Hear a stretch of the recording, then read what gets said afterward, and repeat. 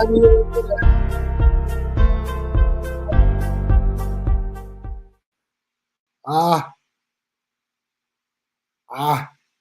ah, here we go. What's going on, everybody? What it is, what it ain't, what it's gonna be, what it was, what will it? How y'all doing? Welcome. Come on in the room. Come on in the room.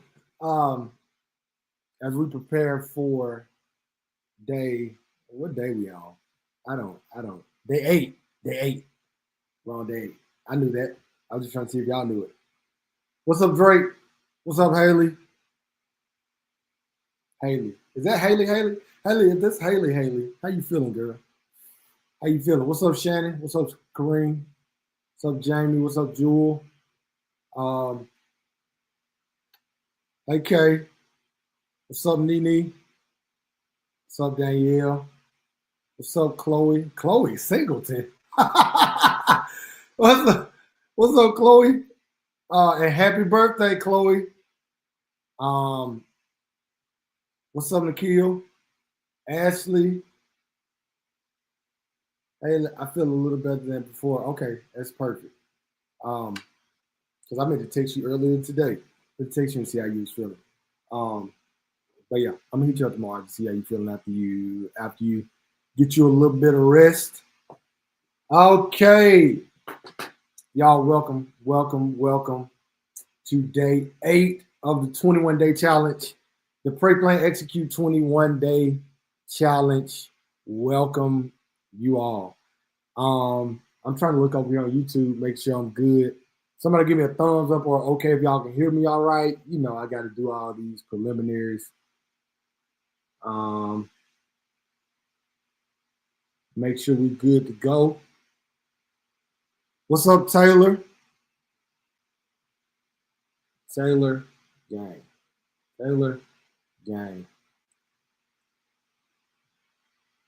Okay, I got a thumbs up. So I'm guessing I'm good. Oh yeah, we definitely good. Yeah, we good. All right, so y'all, hopefully everybody had a pretty good day. My day was okay. Today was first day of school. Enough said. Today was first day of school. But I had my first class. For the most part, I like everybody. No, I ain't gonna say for the most part. I like everybody. It seemed like it's gonna be a cool class, dope class. Listen, they didn't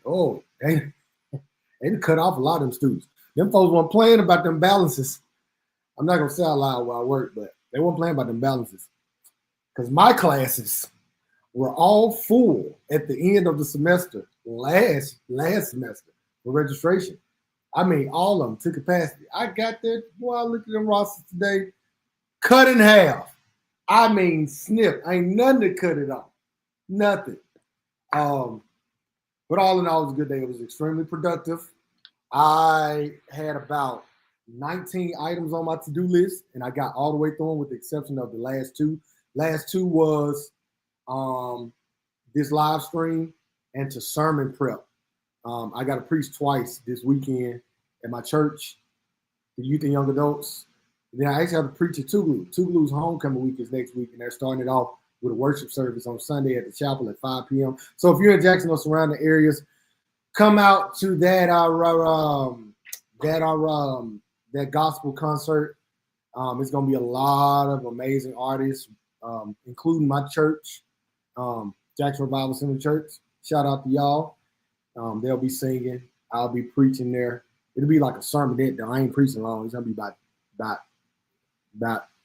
15 minutes, something like that. My first class tomorrow. Ashley, okay. First class tomorrow. Welcome to the dog. Oh, I was about to say where I work. Y'all probably already know. I ain't gonna say it out loud. But y'all, let's go and hop into it. I really feel some kind of way because I got in that old community group chat of mine. I was trying to get some people to come up here with me, but ain't nobody want to come. But I got one brave soul. But I'm gonna bring her up a little bit later. We're gonna go like through the devotion, and me and her just gonna have a conversation. We're gonna engage with the chat. It's gonna be a fun night. We shouldn't be long. Y'all know I try to stay between that 30, 45-minute time frame, but you know, it is what it is. It is what it ain't. It will be what it's gonna be. So y'all, for those of you who this is your first time on this, we are doing a 21-day challenge to start the year. We have a community where we holding each other accountable. We're going through a devotional, making sure that we place God in our lives. God is the steering. God is the one that guides our lives every single day. So we want to make sure that He's included in all of our plans, and that's one of the many goals of this devotional that we're going through. Been going through this 21-day devotional written by yours truly. Right on my face. Y'all, I still got that same paint stain on there. You would have thought that I would have tried to wipe it off by now. I didn't. But we are on day 8. We went through the first 5 days, and it was faith-centric. We were talking about all things faith. What is faith? Why do we need faith? How do you build your faith? What does it mean to maintain faith in the midst of hard things? And we just got in 2 days ago the finances piece. So we on the finances piece. Not gonna lie to y'all, day 6, we've like, some of us been cried, some of us been sad, some of us been convicted. We've been pricked to our hearts. A lot of people, from what I'm hearing, have been blessed by this. Henry, what's up, Ace? A lot of people have been blessed, but you know, my goal is everybody stays persistent and sees it all the way through till the end. But we're in the finances piece. Yesterday, day 7, the title was Put In the Work. So the first day we talked about what is God putting in your hand. And then yesterday we talked about putting it to work. And today, the title of day 8 is Goodbye Debt, Hello Wealth. Goodbye Debt, Hello Wealth. I just want to ask y'all in the chat real quick, my people in the chat, how many of you in the chat have debt? Any debt? You got any debt? I mean, car, house, student loans, credit cards. How many of y'all in the chat got debt? The teacher said affirmative. Me, yeah, got it. I'm sure all of us have it. Well, I ain't gonna say I'm sure all of us have it, because if you don't, by all means, God bless you. Send some of that oil over here. I need that. But y'all, once again today, I'm not gonna read, but I'm just gonna kind of talk through this. I'm gonna bring a graphic up on the screen, just because I want to see like how many of you are in this category or out of this category. Gonna look at some national averages. But basically, y'all, I initiate this part of the devotional, this particular devotional, by talking about OPM. In terms of debt, OPM means other people's money. So when we're talking about investing or how do we put to work what it is that God has given us, day 6 was what God has given us. Day 7 was how do we put it to work. And day 8 is how do we actually invest that? Like what do we do with it? So OPM is how I start, other people's money. And basically other people's money, if we're being honest with each other, that is ultimately debt. But I say, for those of you who have read day 8, I say on multiple occasions, multiple times, I'm not against other people's money. I'm really not. Because even I've used other people's money and leveraged it and yielded a return off of it and paid off the debt with what it was, with some of the yield off that. So, I mean, it can work. So I'm not against it. And I also want y'all to understand, I'm not a financial guru. This is just me. This book is just me sharing my, especially in this financial portion. It is me sharing my experiences, some of the positive and the negative relationships that I've had with money. So I start with OPM. Ultimately, that is other people's money. And I think all of us want to get to the point where we can use our own money for anything and everything. However, other people's money is absolutely essential sometimes. Like we have to use other people's money to get a loan to buy a car or get a loan to buy a house. I don't know too many people my age or younger that are just, I mean, let's say the average house in the state of Mississippi, I mean, in the city of Jackson, where I'm at, average house may be about $150,000 to $200,000, about $150,000. That's average considering the whole city.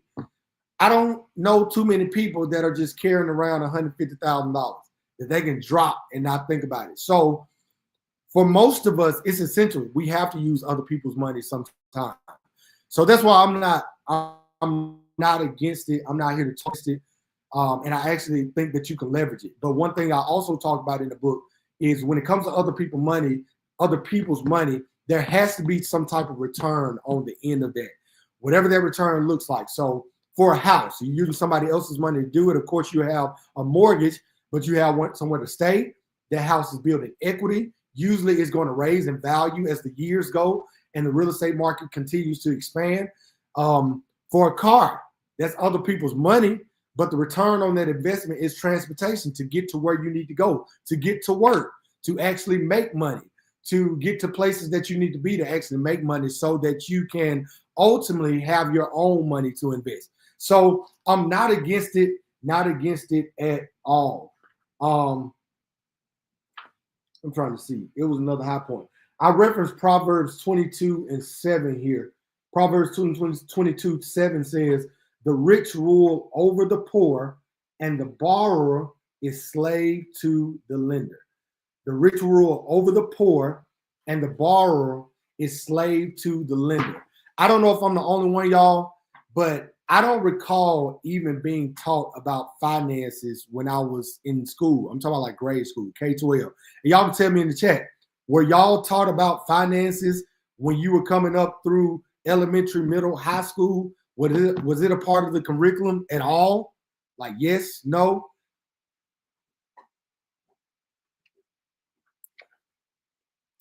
Yeah, I don't know about y'all, but like I don't recall ever hearing about finances in the curriculum in my schools. I'm a product of Jackson Public Schools, and I appreciate Jackson Public Schools. Made me part of what makes me who I am today.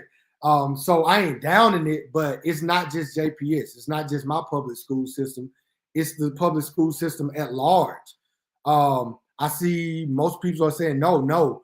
Henry said at a very basic level of instruction. So, I mean, we see it now. I don't know if any of y'all have read the book Rich Dad, Poor Dad by Robert Kiyosaki. Now, Robert Kiyosaki is not a believer.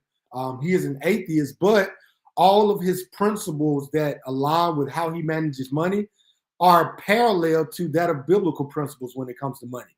One of the quotes he has is the biggest dilemma or the biggest problem with money is not taught in schools. And that's absolutely true. I mean, I'm sure plenty of people on this call, y'all just attested to it. We didn't learn about it in school. So with that in mind, Proverbs 22:7.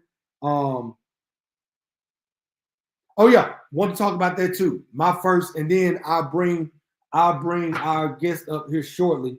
But this is just an example that I use in the actual devotional where I was talking about a time where I used other people's money and I actually yielded a return. And it was my first real estate property.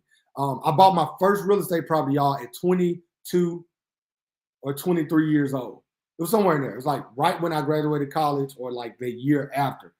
Brought my first real estate property, and it was a really cheap property that was over on the south side of the city where I'm from. So bought that property. The property was listed for $12,000. Now, I didn't have $12,000 at the time. I didn't. I ain't have it. But what I did have $7,000 of a college refund. That was my first year of grad school, and I wasn't staying on campus or nothing. I took out that max loan, boy. Stupid. Didn't realize it then, but I mean, you know, somebody just told me, hey, you can get a large sum of money by just taking the loan out, and your tuition is already covered. So my tuition was already covered. I took that loan out, had a $7,000 refund, and basically that house that was listed for $12,000, I ended up negotiating with the seller of that house to sell it for $8,000. So I had a $7,000 refund, and I had about $1,500, $2,000 in my savings account. Well, probably about $1,500, $2,000 to my name. And I took that out. I put it all in there and got a house. Got the house.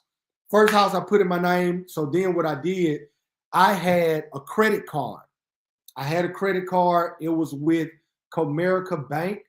And that credit card had an $8,000 limit. Y'all, I maxed out.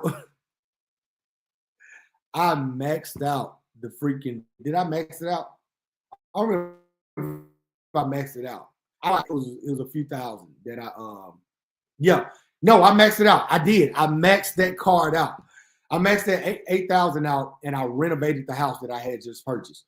Well, once I did that, I put that same house back on the market because I renovated. I made it look nice. I put a new toilet in there, painted the walls, put a new door up here and there. Just make it a little saucy. But I ain't fixed the big issues. Like I ain't fixed the roof, like the electrical wiring that was in the walls that needed to be fixing. I ain't do that. So I ended up putting that house that I bought for $8,000, and I maxed out an $8,000 credit card. I ended up putting that house back on the market for $22,000. And lo and behold, it sold. No lie, it sold. And so that was $22,000 in my pocket. But I had $16,000 that I put into it. But I had that profit of, 22, 16, had that profit of $6,000. So that was how I yielded a return off of using other people's money. So with that in mind, y'all, that's a glaring example of how you can use other people's money to leverage that debt and make something else. So do the math for do the math for us, brother. What's up, Jared? Hey, y'all see, he's got Jared in the comments. This is my mentor. This is my mentor. This is actually the dude I should have brought up to come with me in this talk. But we finna bring TT up in a minute. I want to put a graphic on the screen really quick, and I want to hear from the chat. I want y'all to tell me where y'all at in this, because I know we got some Gen Zers on this live.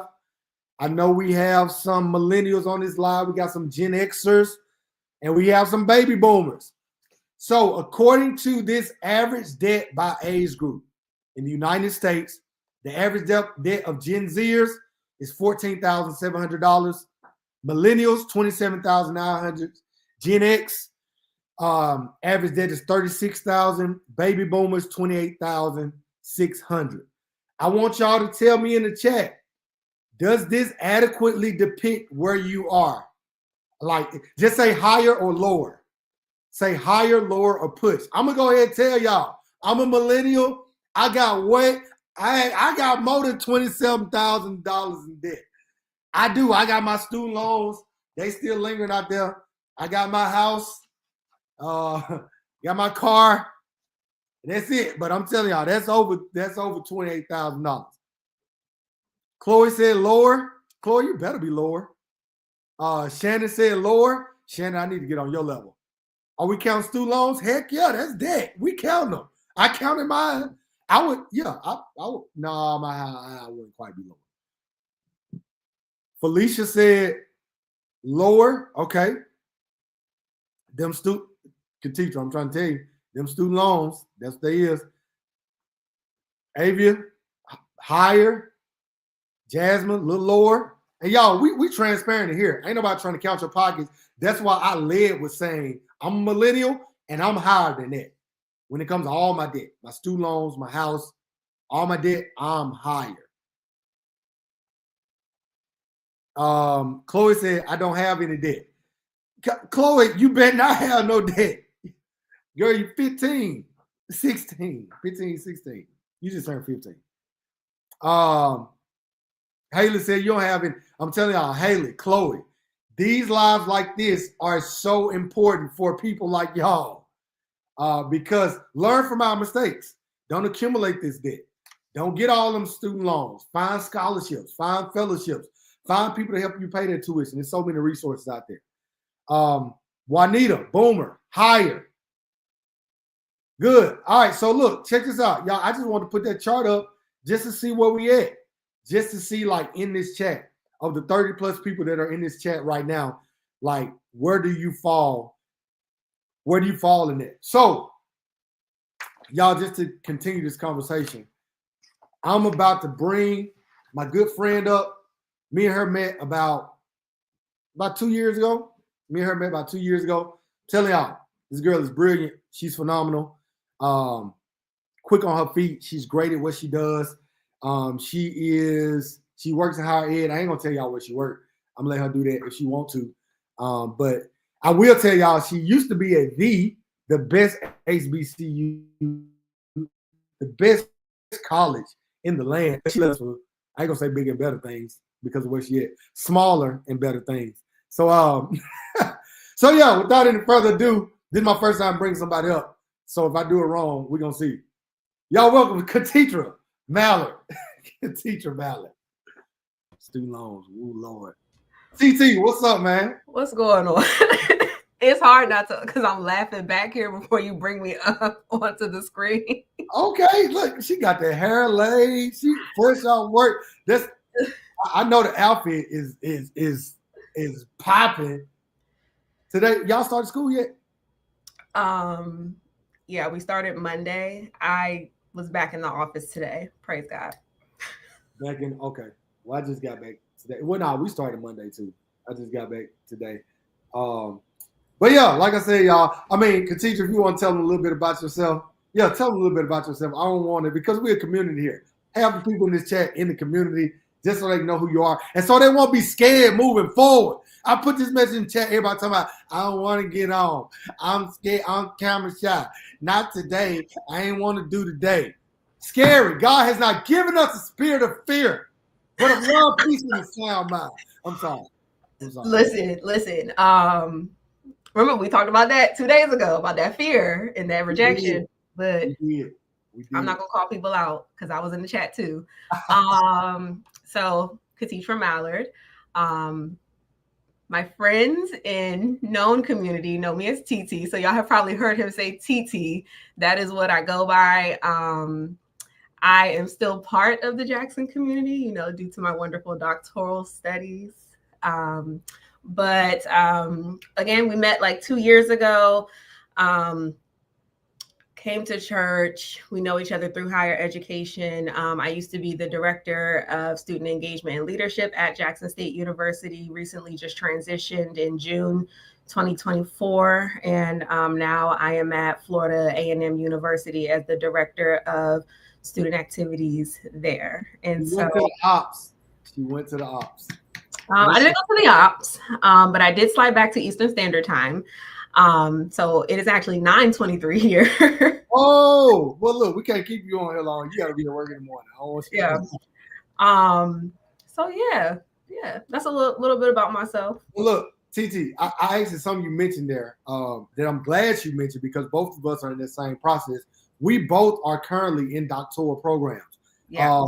I'm on the last leg of mine.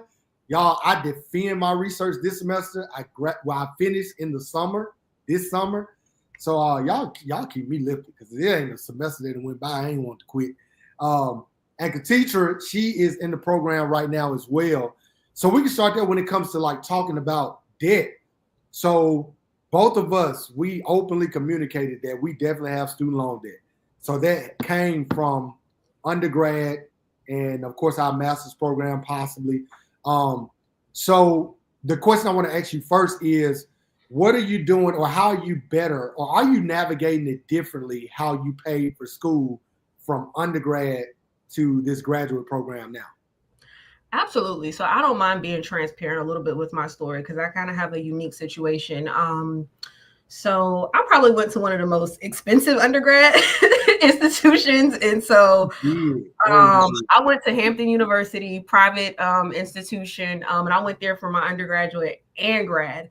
Now I did have my parents, my parents financed my undergraduate education. I financed my master's and I'm currently financing my doctoral studies. And so, at Hampton, there's no in-state, out-of-state. It's just flat rate. Now, granted, I was there years ago, so it's probably $10,000 to $15,000 less.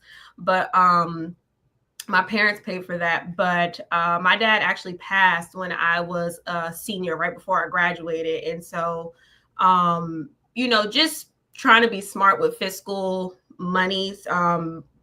if you're fortunate enough and your parents, have insurances and things of that nature. I was one of his beneficiaries. And so one of the things my mom and I did was we just paid all my undergrad loans. And so I actually don't have any undergrad loans for that.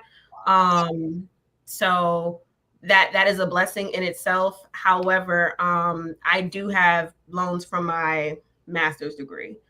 So yeah, so I'm a little different. So I started. I got out of high school and I took a basketball scholarship. So I went JUCO first. I went to a junior college first, which I was on a full scholarship.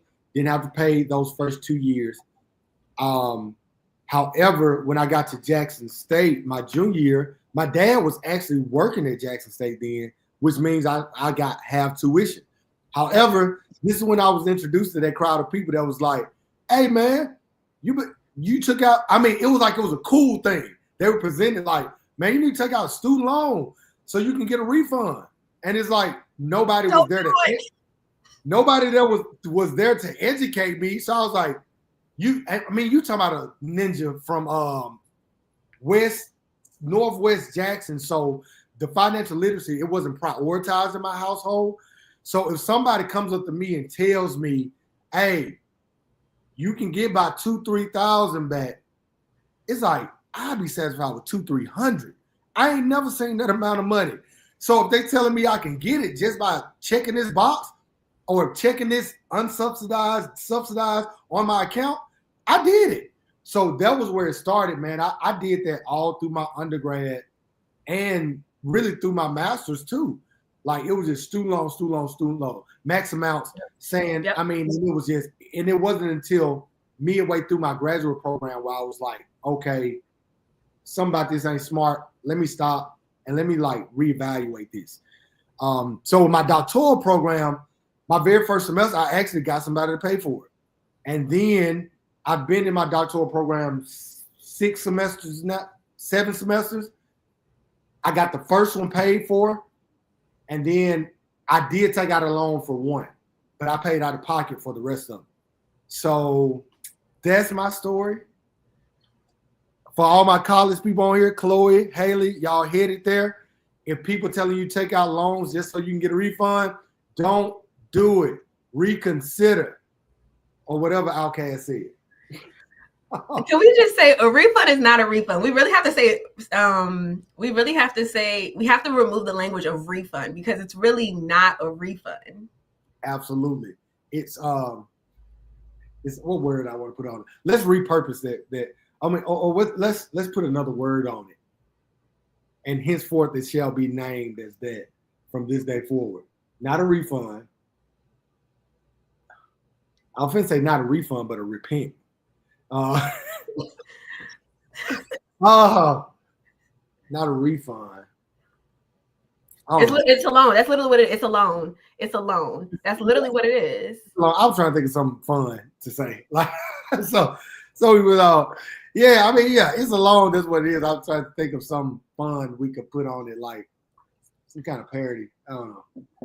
Listen, I'm telling you now, with them student loans, I'm not even gonna lie to you. At this point, Jesus paid it all. Cause hey, all right. So look, check this out. She's like, what are some other ways outside of student loans that you would say that you've accumulated debt in some way? Credit cards. I can tell you, I'm paying for the sins of my crimes of my younger 20s of not, trying to living life fast, spending money fast, trying to keep up, just not making fiscally sound decisions. Henceforth, why now I say I go to work and I go home because outside is expensive. So, oh my God. You go outside for one thing and you come back and spend $200-$300 just because you're trying to live. So, for me, the credit card debt, and I'm totally transparent now. Like I still pay on it, again, I too have in my early 20s maxed out a credit card and thinking, I got this money coming in, and you're not really strategically planning on your budget. And you like, I have this money coming in, but you're not thinking about the unexpected loans or the unexpected things that come up, and then you actually have to use your own money, and then you don't have a credit card now. And Yeah. so, just navigating those things. So now I'm like, even with a open credit card limit, I'm like, I'll use my money first. I will use my money first. And the credit card is literally for emergencies. Now, what I will say is, if there's any advice I can give the young people, if you have a credit card, try to have at least a credit card if you have a vehicle, because as soon as life starts going right, here go your car. So if there's anything that you need, because cars are expensive, it's always good to have at least one emergency credit card with a relatively healthy limit. So that way you can at least get your vehicles fixed. Most people don't have two cars sitting around. So that's just my little tidbit of advice. Right. Yep. And that's why I am there, man. It's that I think that's the place where I start to evaluate myself more as I'm getting older. The debt that I do have, why do I have it? And is there an alternative? Like, is there some type of preventative measure I can take to not find myself in this position? But now I do want to ask you this as well. Like, do you believe that there's a such thing as good debt? As good debt and bad debt. Ask me the question again. Do you believe that there is a such thing as having good debt? I think yes, to an extent. Because understanding the ebbs and flows of money, you understand that having debt also works towards your credit, because when you have a little bit of debt that you can pay off or that you can healthily contribute towards, it helps with your credit. And knowing that the world that we live in really operates off of credit, I do think to an extent there is having good debt, if you will, but I don't really like the word debt in general because it has such a negative connotation, but to some extent, yeah. Yeah. Yeah. I love that. So me, and that's what I talk about in the book. And that's why I'm so glad you came up, because it forces us to like engage another perspective. I said several times, particularly in this devotional, this is my mode of thought. Like, this is the way I've handled this particular thing. And it's not the end all be all, because by no means do I profess to be a financial guru, because I'm one of those people that actually does think that good debt is a thing. As long as you have debt in an appreciating asset, I think that's what we got to talk about: appreciating assets and depreciating assets. Depreciating assets, y'all, for example, are cars. Cars. As soon as you buy your car and drive off the lot, it just depreciated. It's not worth the same thing that you bought it for. An appreciating asset is usually your house. If you buy a house, usually that property value will go up with the market, because we see inflation about every year now. God dog it. When thinking about that, I'm trying to think of another appreciated asset, land. That's a big one right now that I plan on like getting into as my next endeavor. Gold is an appreciating asset. So there are appreciating assets, like that means things that you can buy that they will increase in value over time. Then there's depreciating assets, things that you buy that disseminate or decrease in value as time goes. So my thing is, when it comes to good debt and bad debt, I feel like it's good as long as that margin of appreciation is lofty enough for you to be able to justify this is good debt. So for me, for example, so y'all, I'll tell y'all, my house that I live in now, I don't mind being transparent. I'm not a flashy guy. I'm not high maintenance. As a matter of fact, like, one of the reasons I got into real estate is because I love flipping houses. Like, I love getting a mess, tearing it down, and making it a masterpiece. I love building stuff. Like, so for me, the house that I bought, the house that I literally currently live in, I bought it. I've been in this house for 8 years. I bought it for $55,000 when I bought it. And I probably owe somewhere in the 20s of thousands right now. However, when I Jesus Christ, when I appraised the house last year, like my house now is worth about $128,000. So that means I have like $100,000 worth of equity in the house, meaning that I could sell my house today and pay off the 28,000 and pocket like $100,000.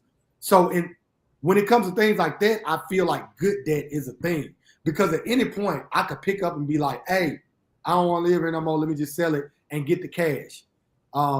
Same thing with several other properties that I have. Like that margin between what I owe and what I put into it and the equity that is built, it just makes sense for me to, have debt in it. So that makes sense? But yeah, in the chat, do y'all have like appreciating assets? Do y'all understand the difference between appreciating assets, depreciating assets, and do you have them? Like, do you have them? So, Katitra, I want to ask you this question. It actually came out of the devotional, and then we're gonna wrap up here in just a second. What were you taught about credit cards?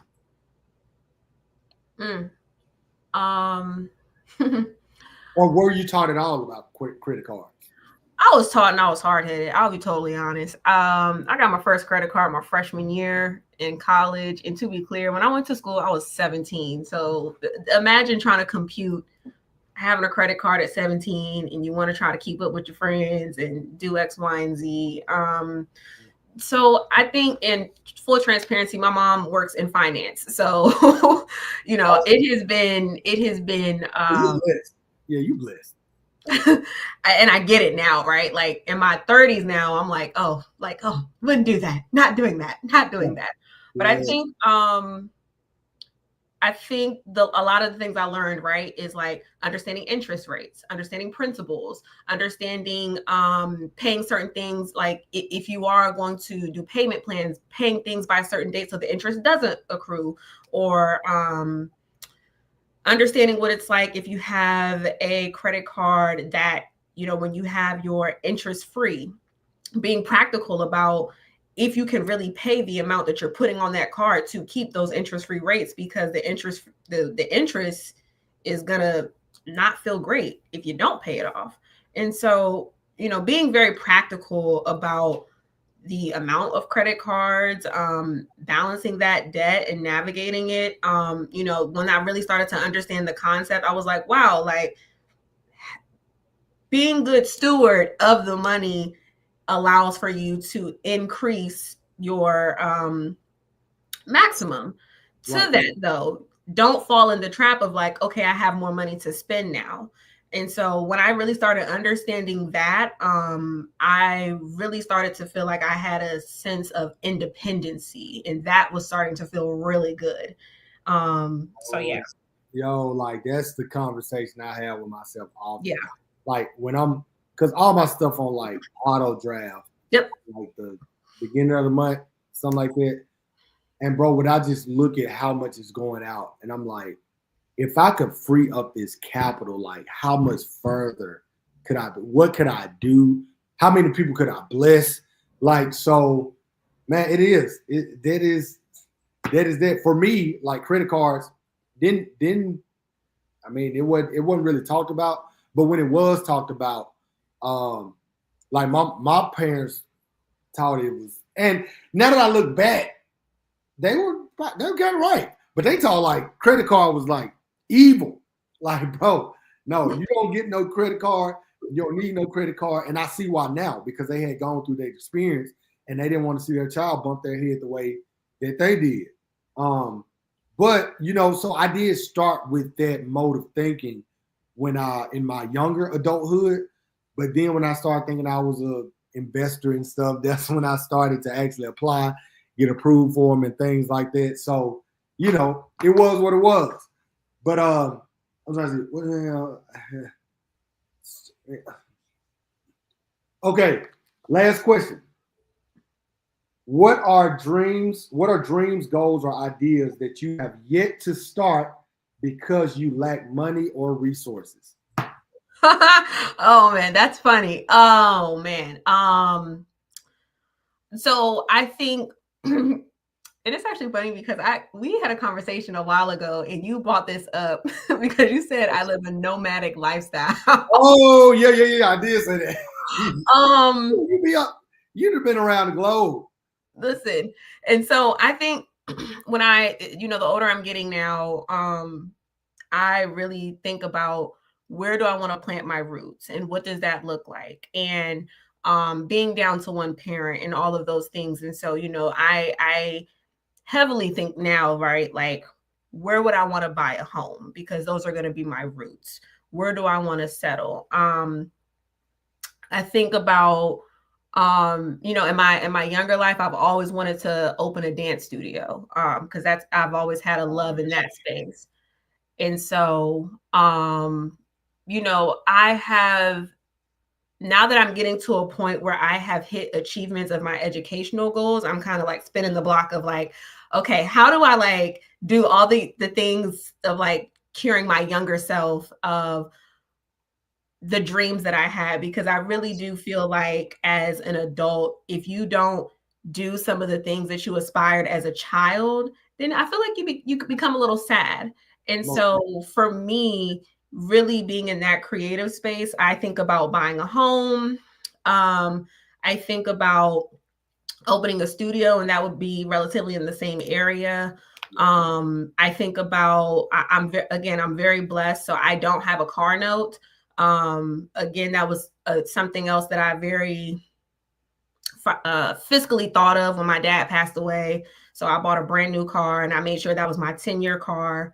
So I don't have a car note, but I think about like what is my next mode of transportation look like, because it's going to be that time. But those are the things I think about. I again, now that I'm in my later life, I think more practically. So I'm not thinking about like uh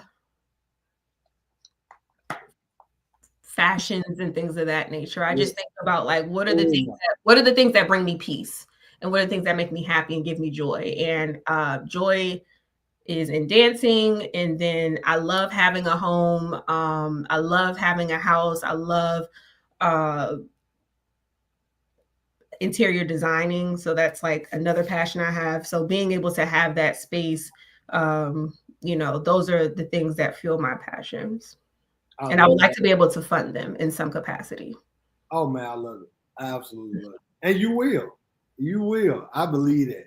Like, listen real quick in the chat. I want to hear from y'all. What are some dreams, ideas, goals that you have not started because of a lack of money or resources? What are some dreams, ideas, goals that you ain't started yet just because of a lack of money or resources? I'll tell y'all a goal for me.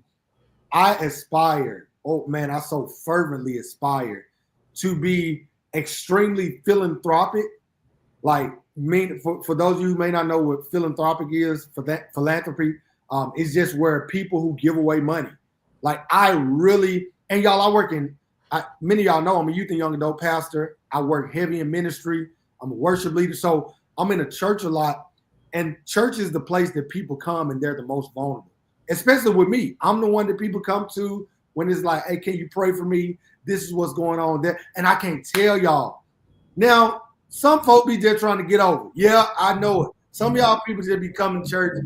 You just trying to get over. Like, bro, I ain't trying to hear you. But there are some people who are genuinely coming. They're consistent. They have good habits, and they just fall on hard times in life.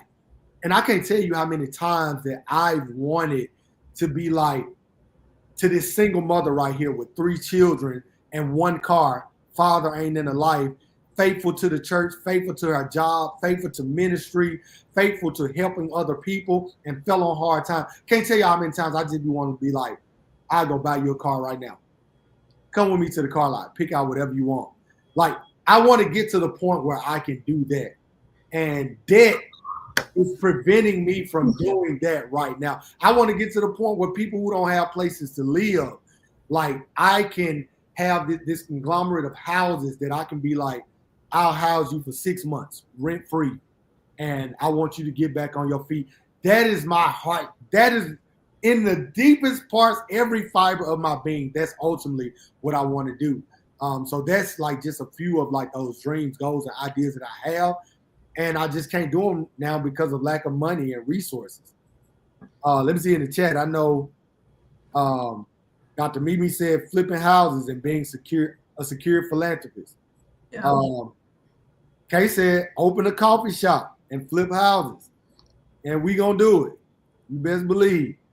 Real estate investor, business owner, feel the same way. Business. Dr. Mimi said that's my aspiration to be able to be a blessing in the top of blessing. Yeah, man. Like I promise, people don't know. Can I say something to that though? Because you said something, and I want to make sure this goes at the top of my list because I've gotten so much better at it now that I am more financially secure. But honestly, a goal and dream of mine is to tithe without feeling it. Tithe, be able to give my tithes and offerings without feeling it. And let me tell you something. It's and granted, like I've done really good with like, okay, I have a set amount that I give. I tithe every Sunday, but to know that I can give it and not feel it,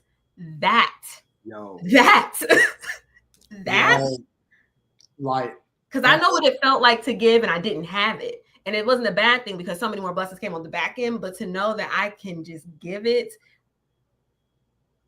and not feel it. Absolutely. That was one of my goals at the top of last year, was to tithe more than I had ever tithed. And I did. I met the goal. I tithed more than I'd ever tithed. And last year I made the most money that I've ever made. So like, I firmly believe, you know, people have their beliefs about tithing. You can get into the theology of it. I'll argue with you about the theology of it. But at the end of the day, I really do believe that God sees our sacrifice. He sees our generosity. He sees our heart. And if we invest and commit the 10% to him, he'll bless the 90. Like if we make the commitment to give him the 10, he'll bless the 90. And so many people get caught up in the semantics. Like, I don't know what that church doing with my money.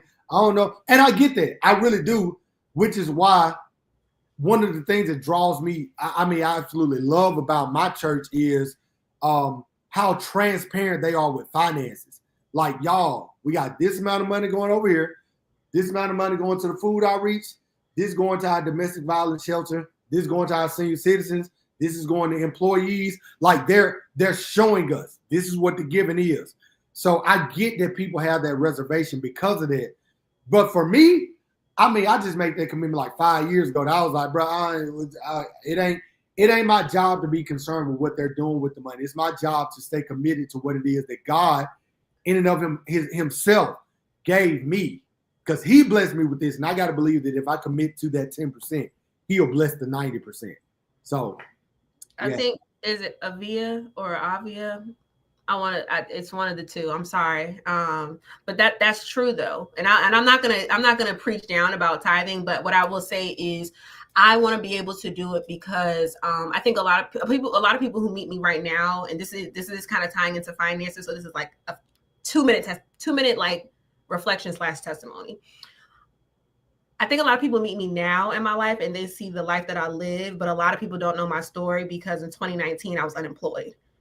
And so, you know, I was fired from an institution. It was due to discrimination and a lot of things. So I was unemployed and out of the field of higher education. And I had to pack up my apartment, move everything, put it in storage, move it back home. And I was on unemployment almost all of 2019. Yeah. And I was receiving unemployment. But even with my unemployment, I was still tithing. And I was just, that was also the year I got rebaptized. I rededicated my life to Christ. And at the end of 2019, 2 days before my birthday, that is also when I got the job offer at Syracuse University for a much higher role. And so that's why my thoughts on tithing is like, I want to be able to give it and do it fervently, for sure. Yeah. Hey, man, I'm trying to tell you, like, I have tried, I don't know. I tried the not doing it. I tried to do it. It's like when I'm faithful to the tithe, those are the moments in my life where God is faithful to me in regard to my finances. So, I mean, people can try to argue me with it. And a lot of people know I'm into apologetics, so I love arguing biblical topics from Genesis to Revelation. But for me, what's been a telltale of my relationship with God, the things that sit with me the most is when I experience it. So, I mean, I ain't gonna say beyond the scripture, but to come alongside with the scripture, like when God actually shows up in a way that proves to you that your faithfulness here will continue to reveal to you my faithfulness here. Like, bro, it's a feeling like Noah. I really believe it. Yeah. But I don't want to preach down because I know we're also overtime because Oh man, if anybody wants to connect, I'm easy to find. I'm very easy to find, and I don't mind sharing my story because, man, if we're talking about finances, I have made some terrible mistakes. Terrible.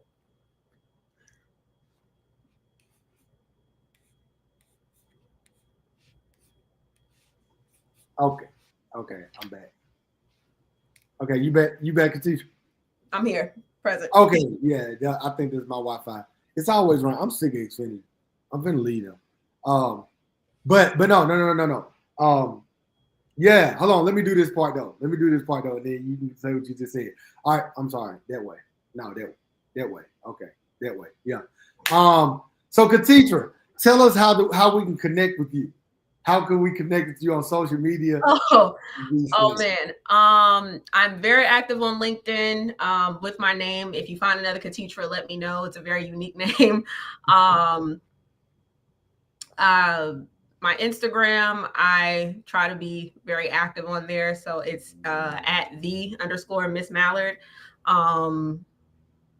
Those are the two primary ways that you can reach out and we can connect. And also too, fun fact, even though I am in Tallahassee, I do come to Jackson once a month. So Jason, I'm not making a promise, but I have said I'm going to try to stick around on Sundays long enough where I'm not just jumping back on the road, but coming to church and then getting on the road. So I used to attend JRC when I was in Jackson. So I'm a very personable person. I promise. I stand 5'2" and I love to make people laugh. Hey, look, next time you down here, you need to come holler at us at JRC. Come on. So on Sunday. It always feels home. Y'all know I love y'all. Y'all know I love y'all. Hey, but look, chat. Look, I enjoyed this. I'm finna start pushing some of y'all tomorrow again because I want some of y'all to join me tomorrow too. Don't be scared. When it comes to money, tomorrow for day 9, we are at the blessings in the budget. We talking about budgets. So I mean, I don't want to talk. Y'all ain't tired of hearing me talk. This is somebody else talk. So I'm in chat trying to get somebody to get up here with me tomorrow, and multiple people can come. I might just drop the link in the chat, and whoever click it might just bring you on stage. But with that being said, y'all, I'm gonna pray us out real quick, and then we're gonna log off here. Hey, while you're doing this, everybody click over, like, comment, subscribe. I was trying to get 500 subscribers by Wednesday. Didn't get them. I ain't nowhere near. Unless there's a ram in the bush. Somebody knows 60 more people. They can subscribe by 12 midnight. But you make sure you're part of the 60. Go ahead and subscribe, like the stream, share it, comment, do all that stuff. But I'm praying for us, and then we're going to go ahead and get out of here, y'all. Bow your browsers. All right, Lord, thank you so much for allowing us to gather for yet again, day 8 of this Pray, Plan, Execute 21 Day Challenge. God, we thank you for the change that's transpiring throughout this challenge. We thank you for the awareness that you're bringing to people. We thank you for the motivation and inspiration that you are giving us to not sleep on ourselves, to understand the value of what you place in our hands. So, Father, as we are better learning how to steward our finances, navigate our finances, God, we just ask that you would give us wisdom throughout this process, that you would continue to endow us with your grace, and that as we go through this process, Father, that you would continue to be a lamp unto our feet, a light unto our path, and even in our finances, guide each and every step that we take. We thank you for what you're doing, and God, we just thank you for being in our midst every single night. In Jesus' name we do pray. Amen. All right, TT, listen. Love y'all. Appreciate y'all. I'll see y'all tomorrow. Once again, if you ain't subscribed to the channel, go on over there and subscribe. I'm only gonna be getting better at this content. Y'all see my Y'all see my little logo up here? Yep, that's new. Y'all ain't noticed that. I changed something else. I brought somebody else up tonight. I dropped the link. I'm only getting better and better at this. Trying to tell y'all, I'm finna be up there with Cal Sanat, whatever his name is. I'm gonna be up there with him in a minute. Stop playing with me. But yeah, y'all. Love y'all. Appreciate y'all. I will see you guys tomorrow. Subscribe again.